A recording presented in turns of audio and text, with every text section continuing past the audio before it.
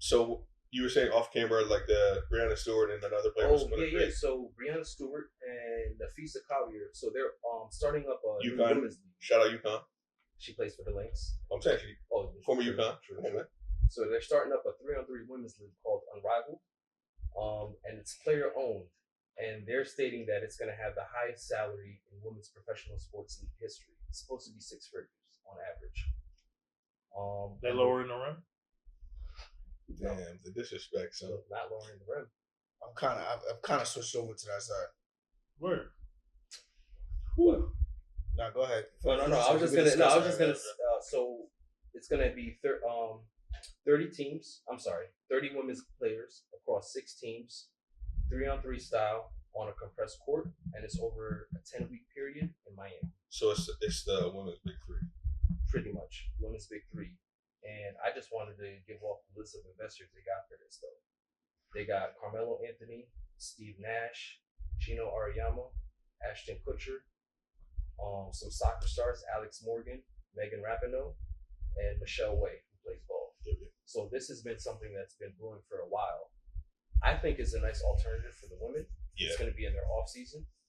They don't have to go to overseas. They don't have to go to overseas, especially with the stricter rules in the WNBA. Mm-hmm. I think this is a positive for the women. I think it's going to be bigger than the big 3. Bigger than the big 3, and when they reached out to the WNBA for comment, hold on. comment. Before we go any further, don't do that. Why not? Bigger than the big 3. This is what's current WNBA. Yeah, there's going to be current you got WNBA. Angel Reese. Are we lowering the rim? We're not lowering Just stop. the rim. None of this is better. They'll probably create a 4-point better shot. than the big 3. Them niggas is They're crazy. done, crazy. my nigga. Yeah. Watch the big 3 right now? Yes. Oh, okay. The arguing, the fight, and all that, and everybody ain't Yeah, dunking. but that ain't. Yeah, they ain't dunking. But So, at the end of the day, that's way more entertaining than anything we about to get out of this. I understand. Why do you want them to lower the rim? I just think it'd be more exciting. Like, I think it'd be you see a more active game where people are like, engaging each other. It'd be more aggressive. I like the aggressive hostility of the NBA. We take that for granted when 2 guys go up, pause at the same time, and one dunks over the other, right? Like that's like what are you talking that's about? like a home run in baseball. That's like a returning it from a kickoff. The slam dunk is like everything, right? That's what it is. We're robbed of that in women's basketball. And if we do see the dunk, it's the Tim Duncan fundamental dunk, right? It's nothing that's gonna get me off my feet. So They be trying to hype that shit. yes, and it's like, nah, that's not what it is. Like, I want to see combat on the court. I want to see baseline dunks. I want to see people getting posterized. That's what I want to see when I watch women's basketball. And until you show me that, you're not going to tell me that the women's basketball game is going to be more exciting or draw more eyes than a men's basketball game. There's another reason why they should lower the rim. What's that? The efficiency of the game. Like, if you look at their numbers, their stats, it's not good. There's a lot of missed shots, a lot of poor finishes, and you're watching the game as someone who watches basketball, watches the NBA or college or something like that, and you're seeing makeable things that they're missing. And it's like, it affects the game. So I think just the efficiency of the game. It would affect the game either way because now the narrative is like, these women are as good as we are. Like, now you're going to have the old heads hate it. Exactly. You know what I'm saying? Like, because I played on the regular size hoop. Now y'all getting all these perks and advantages. Imagine if I had you know what I'm saying? Listen. A lot of the former you talking about the older women? Yeah. Older players. You know what I'm saying? I mean, Charles Barkley does it all the time. What does it matter? No, I'm just saying, like, I don't know. Another storyline. Yeah, I just this don't is know. something else to talk about. I don't necessarily think that would help them, to be honest. But it would evolve. It's going to evolve, though. You don't think it would help, you say? At this point, the most that they could do right now in women's would be like the shooting aspect. Clearly, you're not going to be dunking.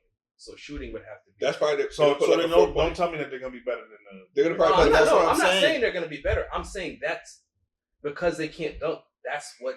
Lowering the rim will help with the shooting because it's not just shooting threes and blah, blah, blah. It's the whole efficiency of the game from the mid range to everything from layups. So now there's we a see, whole bunch so of you're everything. saying like now we'll see 100+ points in the Yeah, game. you'll see better scoring.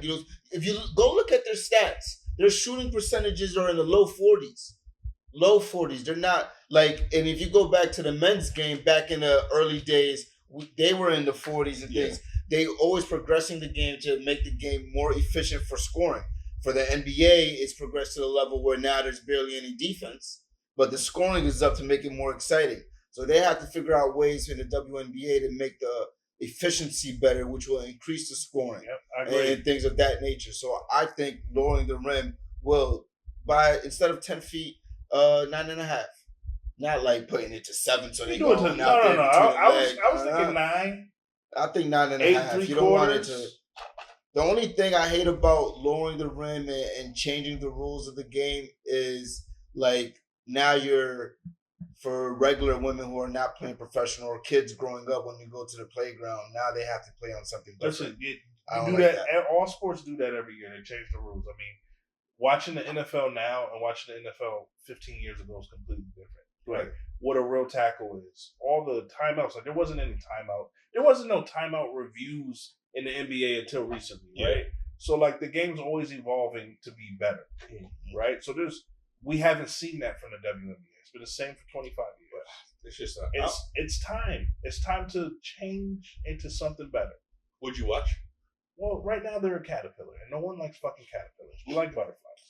So no, I'm not watching a fucking caterpillar. Damn, man. You give me a butterfly. Do you watch the women's the college? I'm just curious. I watch my girls.